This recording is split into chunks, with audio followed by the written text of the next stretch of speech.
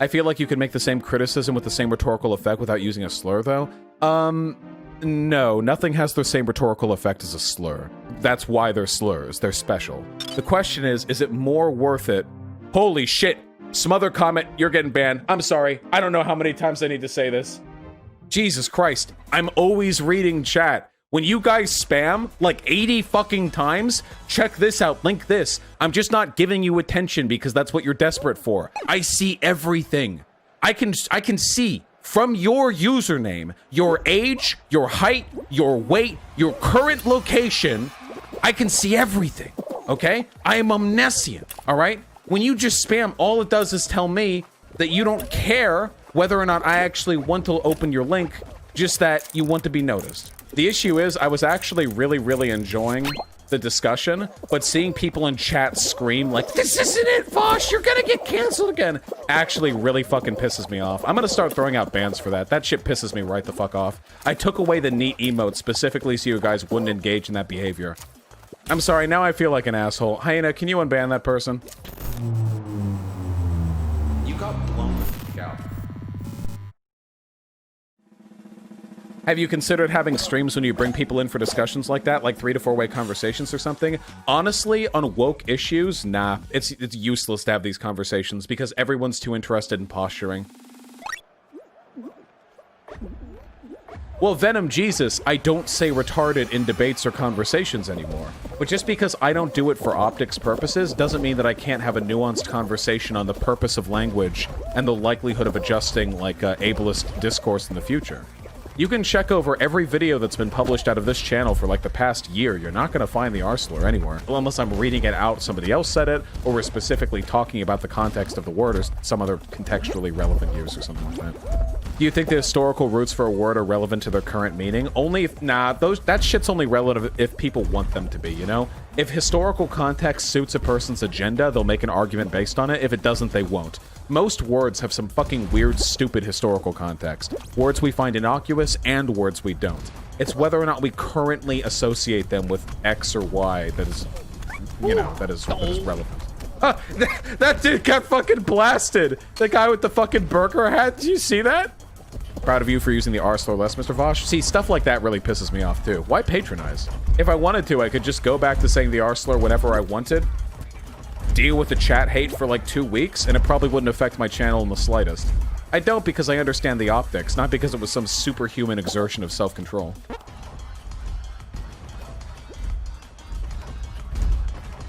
Yeah, that's true, Jackie Kite. And also, what's the line, by the way, between, like, affectionate reference to a disability and, like, ableism, you know? Like calling wheelchair people wheels, you know? Is that ableist? It's kind of like a very common, I mean, it's like a stereotype to call them wheels, you know? It really depends on them.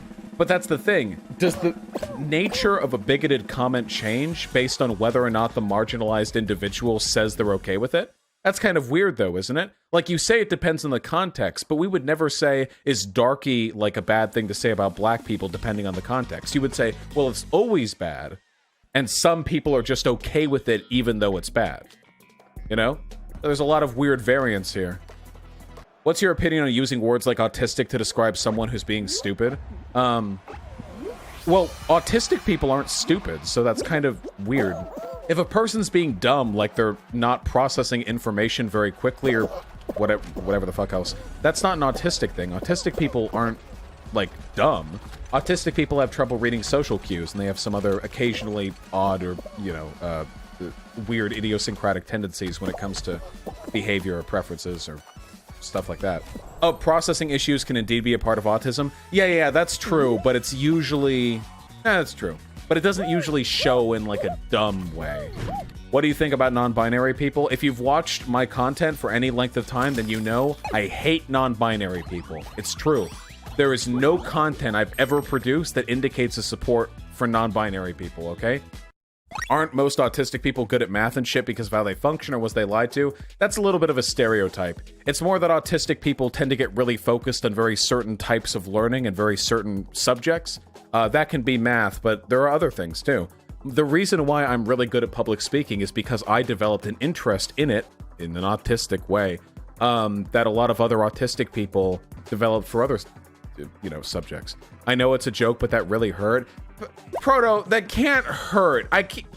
How much content do I have to do that's pro non-binary people for that to, I can't, okay, all right, okay. Everyone settle down. We're done with any conversations that could cause anyone any discomfort, okay? This is now a purely non-political politics channel, okay? All right? What are we talking about now? The weather? What do you think about ketchup on mac and cheese? My opinions on that are unironically more divisive than anything we've talked about thus far. Ketchup is fine with mac and cheese. When I was a kid, my mom used to make, like, Kraft, and I would just mix ketchup into the bowl with the mac and cheese, and I'd put a bunch of salt and pepper in there, and extra cheese, and I'd just mix it all together until it sounded like you're stirring up the wettest pussy. Opinion on ketchup with rice? Now that is fucking disgusting. Ketchup with rice? Maybe if you put beans and cheese next to the rice and then wrap it in a tortilla and then dip the burrito into some ketchup or other... Ketchup on rice is good? Hyena, you're fucking disgusting. You fucking kidding me? You're gonna pack together a little fucking oni ball whatever rice and just dip that shit in some ketchup? Just squirt the ketchup right up on top of it. Yeah, just dig in. If you're gonna have a fucking stupid opinion, you might as well amp up the ante, okay? Just put relish on rice. How about mayo? Mayo is actually common? Okay. What's it like in Beverly Hills? Yeah, you know what? Why don't I talk about my hometown? Well, technically I was born in broader Los Angeles, but when I was 2, my family moved to Beverly Hills. Anyway, Beverly Hills is broken into 2 basic sections. You have the middle income section of Beverly Hills and the upper income section of Beverly Hills. It's about a 50-50 split. Beverly Hills doesn't have any poor or middle, like low middle income areas. Though there are some forms of rent control, so there are some people there who aren't like super wealthy. But whatever the case is, my parents were upper middle class, and I guess still are. Maybe just middle class? Probably middle class by Beverly Hills standards at least. But upper middle class if you move them out to like another area. But Beverly Hills is utterly devoid of culture, which is pretty cringe. There really isn't like a predominant artistic or cultural emphasis there. Now, there's lots of wealth, but culture isn't created by the wealthy, it's commissioned by the wealthy. Culture is created by the working class. What do my parents do for a living? My father works in the visual effects industry, and my mother works as an administrative assistant. Do you at least have any good restaurants in Beverly Hills? Oh, hundreds. Beverly Hills has spectacular eating. Better than any other city I've ever been to. Not even close. Of course it does. But anyway, the middle income section of Beverly Hills is where all the actual civic infrastructure is. You have the town hall, which is beautiful, which is also the main fire station and the police department. And I remember back when I was in like middle school, they would do like pancake breakfast there. Like the cops would make pancakes for us or something. It was weird. Or it was nice, I guess. One of the nice things about growing up in Beverly Hills is that crime is a complete non-issue. Real crime, I mean. Murder, grand theft auto, that kind of stuff. Obviously, there's still crime, like most rape is done by an intimate partner or somebody you know, and there was plenty of theft, but that was mostly from school lockers. But in terms of like a real like worry about your life, in my neighborhood, any time of day, at any point in time, night, any time of the year, you could walk around town on foot. You're totally fine. Everyone would do it. It's interesting. It wasn't until I got to high school that I learned there were neighborhoods it wasn't safe to walk around in during the night. But Beverly Hills is completely 100% secure. I mean, nothing's 100%, but holy fuck, it sure feels like it. Is that only for the dudes, Vaush? Of course, women have their own worries and concerns in particular, and no doubt being a woman out at night in Beverly Hills was more dangerous than being a man out at night, but I imagine that even if you're a woman, this is about as safe an area as possible. Why do you hate on suburbs then? It's good to be safe? Because I'm not describing a suburb right now. That's not what I'm describing. Also, suburbs strip wealth from cities, which is what makes cities such a dangerous shithole to begin with. If the wealth packed up in suburbs through white flight was redistributed in those cities, you wouldn't have all the socioeconomic divides that causes them to be such crime-ridden hellholes. Anyway, Beverly Hills is not a suburb. And in this middle-income block, you have everything Beverly Hills is known for. You have the middle schools, you have Beverly High, which looks nothing like the fucking 90210. It's actually quite old, that building. Or multiple buildings. There are some cool things, though. The Beverly High swim gymnasium, the swim hall, whatever, with the big pool where you swim in, is actually a pool/basketball court. The basketball court is on 2 gigantic platforms that open up, and there's a pool underneath. So it's like a mecha transformation, you know, that reveals the pool. So of course you can't play basketball and swim at the same time. And there was also a gigantic mural painted on the back that was actually painted during the New Deal Roosevelt era. It's this big old thing of the school. I forget what it looks like, but it was always nice to look at during gym. Anyway, the school is nice and fine. Plenty of good teachers. But anyway, you also have Rodeo Drive, which is like the classically wealthy area. I have never, ever, ever in my life bought something from Rodeo Drive or any of the nearby areas, though there is a restaurant by there that I used to go to pretty often, and it's very, very good. But then there's a road, and I think that road is it La Cienega? No, that can't be. What's the road that runs all the way down? It runs parallel to Pico Boulevard and it heads all the way to Santa Monica? Oh, Santa Monica Boulevard! Ha! Santa Monica Boulevard is actually 2 roads that coalesce into one point just adjacent to the high school.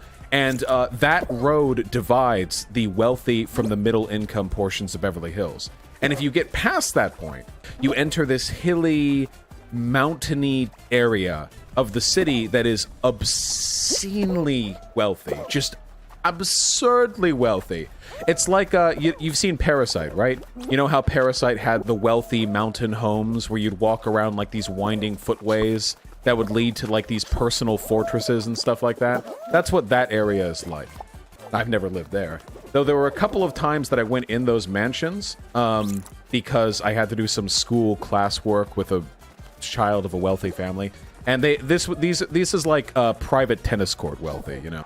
Were the rich kids nice or were they mostly dicks? Was it like that? I don't think there was much of a relationship between the children's parents' wealth and how nice they were. I think there were dick kids and there were nice kids, and some of them were wealthy and some of them were poor. If you're going to Beverly High, most of the people there are going to be generally well off. There were only a few poor kids. I don't know if they were made fun of, though. I never really paid much attention to that. You're practically a 1%er. 1%er in the United States is like $400,000 a year. I promise you my family never met that income threshold. By a quarter, maybe. Now, my family didn't have that much money when I graduated because making about $100,000 a year in Beverly Hills is pretty marginal. So I just went to Santa Monica Community College after I graduated high school. You're a 1%er globally? A lot of people in chat right now are 1%ers globally. And by the way, now, thanks to you guys, I arguably am a 1%er locally, so thank you. But that's recent. That's this year. How annoying is it that peeps try to discredit your work as a socialist advocate because you came from Beverly Hills? Engels was a factory owner, and I didn't even, like, grow up mega wealthy or anything. Just in a very, very nice community. People who do that would generally find some other excuse to disregard my interests if it weren't for that. If you grew up with money, what radicalized you? You can be wealthy and be radicalized. I just had good teachers and good friends, and they moved me in a given direction. People aren't that deterministically set in life based on their, you know, position. Most people in Beverly Hills, for example, are progressive Democrats, whereas, generally speaking, wealth makes you more likely to be a Republican in the United States. There are other cultural factors here. The wealth that leads people to be Republicans tends to be, like, distant, suburban, gate-kept wealth, you know? Whereas Beverly Hills is largely, well, communal's not the right word, is largely, civically interested. No, they bumped me. I'm fucked. Speaking of lazy assholes who don't do any housework. Oh, you're so heavy. Oh, you're such a big boy. Is he sleepy?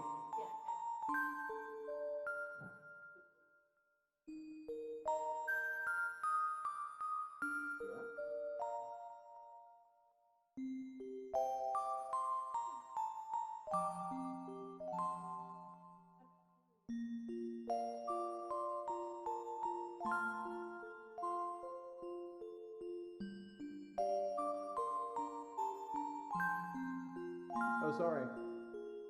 I must have hit the mute button. Anyway, he's purring. Look at this baby.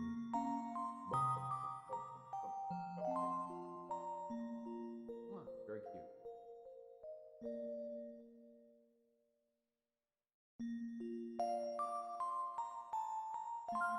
Can you hear him purring?